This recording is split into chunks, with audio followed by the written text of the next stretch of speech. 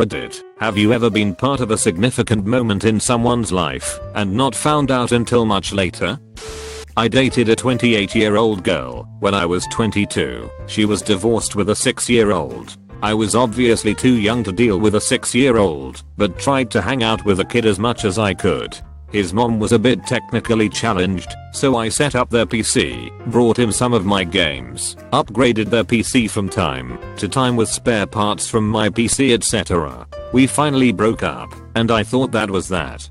10 years later, I see her on Facebook, do the friend thing, and she asks if she can call me. Sure, why not? We speak for a bit, and she asks if her son can speak to me. He's now 16 and has a few things to say to me. Me and the son speak for about an hour in which he profusely thanks me for the times I spent with him and his PC games. Because of me, he has gotten completely into building his own PCs and building the PCs of his friends at school. He loves gaming and says it reminds him of me. Never felt so honored and so horrified at the same time. Directionless, immature, 22-year-old me did something to change the course of someone's life. Made me think twice when dealing with people after that.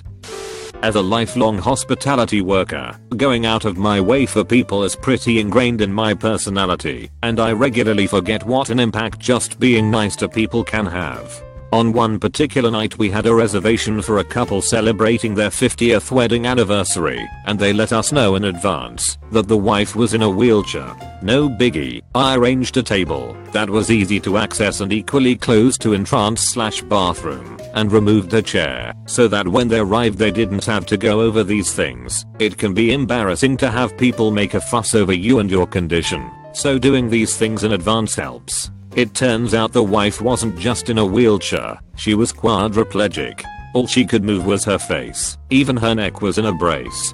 Her husband was incredible, patient, attentive, loving. At the beginning of the meal he ordered for her, he cut her food and fed her before he touched his plate. When I would come by the table to see how they were doing, I tried to include her in the conversation, ask her questions, but her husband would always answer for her. It was like we were chatting through a translator.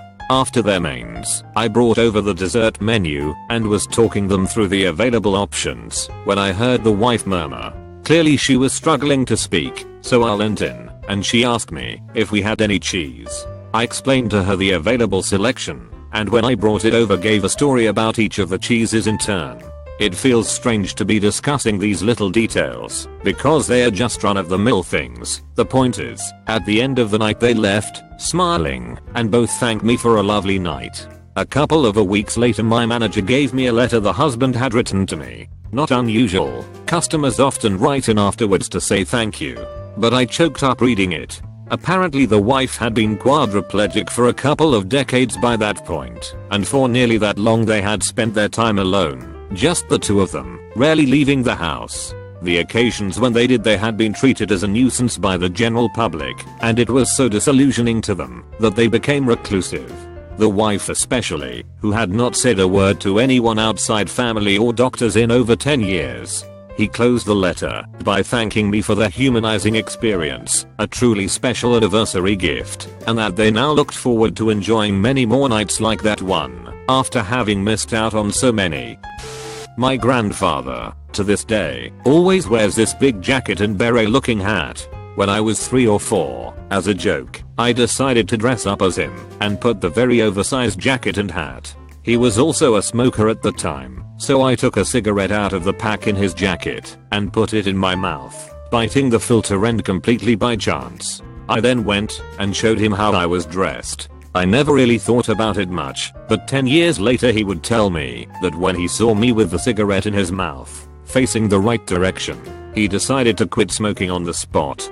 He thought I knew which end to put in my mouth. I definitely didn't, and therefore was teaching me how to smoke. He knew it was bad for him, and he didn't want to be a poor role model, so I guess it was significant for both our lives. He turns 90 this week, and is healthy as ever. When I was in middle school we had a big end of school dance. This was during the time of silk shirts for the guys and puffy sleeves for the girls about mid-90s. During said dance, a girl who I knew, but was not into asked me to dance. Because my mom raised me right, I knew what kind of courage it took for her to do that, especially at that awkward age. We danced, probably to Boys I Men or something, and that was that. No biggie in my mind. About 20 years later on Facebook, she hits me with this. So I had this random memory of you yesterday and felt like I should share it for some crazy reason. Please don't think I'm nuts. For some reason the memory of you dancing with me at the 8th grade dance entered my brain. I'm sure it's because Mother's Day is approaching. At that time was when my mom was really sick and it was obvious that she wouldn't be here much longer. The day after the dance my family and I went to visit her in the hospital. When it was just the two of us in her room she asked me if I danced with someone. When I told her that I danced with you, she was so happy. She knew how big of a crush I had on you in middle school. As I thought about it, I realized that it was probably the last happy memory I had with her. It was soon after that she became sicker and died a few weeks later. Anyway, I just wanted to thank you for giving that to me. Mind blown. Thanks for teaching me unconditional respect, Mom. A friend of mine who moved away a couple of years ago actually messaged me on Facebook the other day about how I saved her life. She explained that she was anorexic in middle school when we were good friends, and there was one particular day that changed her outlook on life. It was teriyaki chicken day, best fucking lunch of the year, and she said she wasn't going to have any, wasn't hungry. I refused to take that answer because holy fuck, teriyaki chicken. I pulled her up to the line and made her eat her chicken, rice, fortune cookie and drink her chocolate milk. She told me that she went home that day and cried, finally realizing that someone did care. She said, "You probably saved my life that day. I just wanted to let you know how you changed me that day. I think about it every time I feel down." I cried so hard, tearing up a bit now remembering her message. I had no idea. I'm so glad 11-year-old me did that, because she is a beautiful, wonderful person, studying biology at a great school, living life to its fullest now. She's a Redditor too, so Ali, if you're reading this, I'm so glad you told me, and I hope you're doing well. 3. Here is the story of the man who saved my life without ever knowing it. I was 22. Just recently kicked out of college, moved back in with my parents, and was going to the local community college while working as a clerk at the Chicago Board of Trade. Now, my bot job gave me access to tons of great stuff. Money for school, connections in Chicago, but mostly drugs. Every drug I ever wanted, the best prices, and the best quality. I took great advantage of this.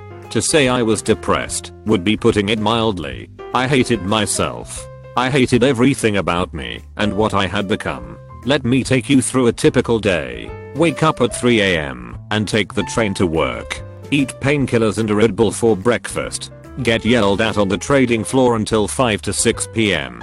Eat more painkillers. Go to school from 7 to 11 PM. Eat more painkillers. Go home, play video games, and eat more painkillers. Repeat. Repeat this every fucking day until the weekend came. The weekends weren't much different. I would simply add cocaine into the mix and stay up all night downing painkillers and snorting at minimum a gram or two of coke by myself. I was miserable. Add my habitual cutting routine in the mix and I can easily say this was the lowest point in my life. I thought about suicide almost every day and really can't explain how much I hated being me.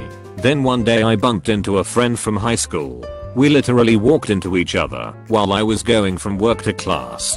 We were never great friends before, but he was a great guy always. We ended up grabbing coffee and agreed to see a movie the next week. At this point I had not hung out with anyone I would consider a friend in about 8 months. I was super excited. A friend. Someone to talk to. We ended up having a great bromance night out. Movie and hot wings. It was awesome. I was actually happy. From then on every week we would either see or rent a movie. I can't really explain why, but this changed me. I started caring about myself again. I started trying harder in school. I slowed and eventually stopped using drugs, and I didn't feel the need to cut anymore. To this day he has no idea that he literally saved my life. I have never really explained to anyone the massive impact he had on my life, and putting it all down like this is really causing me to tear up. When I was about 10, my family took me to see some friends of theirs. This family had a little girl who was still crawling around everywhere. My 10-year-old brain thought, why are you walking like that? Just use 2 legs. Here, it's easy, I'll show you. Then, just as her parents entered the room, I guided her to taking her first steps. Turns out she was behind in development and her parents were unsuccessful in teaching her to walk. I couldn't understand why everyone around me was so ecstatic until recently, when my parents reminded me of the event. TL. Doctor taught a little girl to walk for the first time. I knew it was significant, but I didn't realize how. Years back, I arrested a guy for some child sex offenses.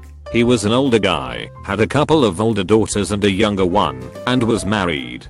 He and the wife had been together 20-something years. The guy was in great shape, had a very active job. His wife was less attractive. She had put on weight since the marriage, had kind of let herself go a bit. Incredibly sweet woman. So we arrest dad. The daughters are crying, weepy, we love you dad. So's the wife. Not in a shitty way, just broken up. As the case winds its way through the courts, it becomes clear that dad's defense is my wife got fat and ugly, so it's her fault I had to do that kid sex stuff. Not only was that his defense, but it was what his parents/family believed.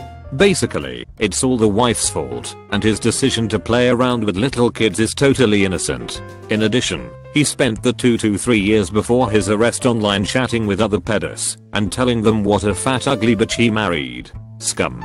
The prosecutor and I stayed in touch with the wife through the process, explaining to her what was going on, advising her of her options, making sure she understood what was going on. We gave her advance notice that he was going to try this crap, that he was saying evil, nasty things about her, rather than taking responsibility for his actions.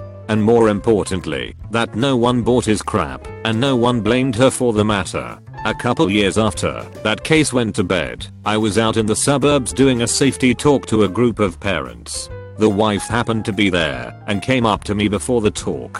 She told me for the first time that he'd been somewhat mentally abusive in the years leading up to the arrest. She'd never quite felt like she was good enough to leave him, if that makes sense. She told me that the prosecutor and I had given her the strength she needed to leave him and to cut him out of their lives. We kept telling her that it wasn't her fault and that she was better than he was, and it was what she needed to get out of there. It was a little reminder that a small thing, handling a victim properly, can have lasting repercussions.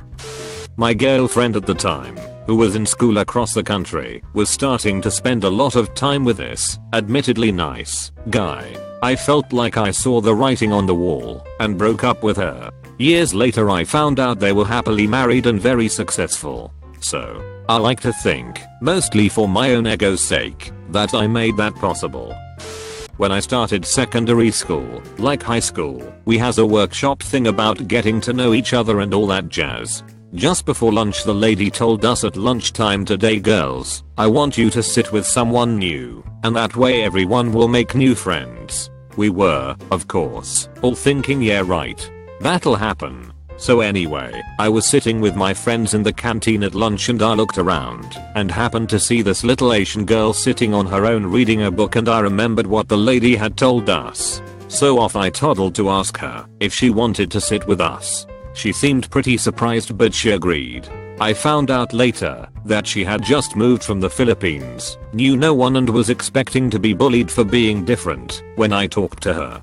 We are really good friends now, and it was only when I was reading her blog that I found a post talking about it and realized how much it meant to her. She'd had an awful summer after she moved, was really missing all her friends, hating the weather and basically feeling like her life was terrible. I felt really glad I'd talked to her that day.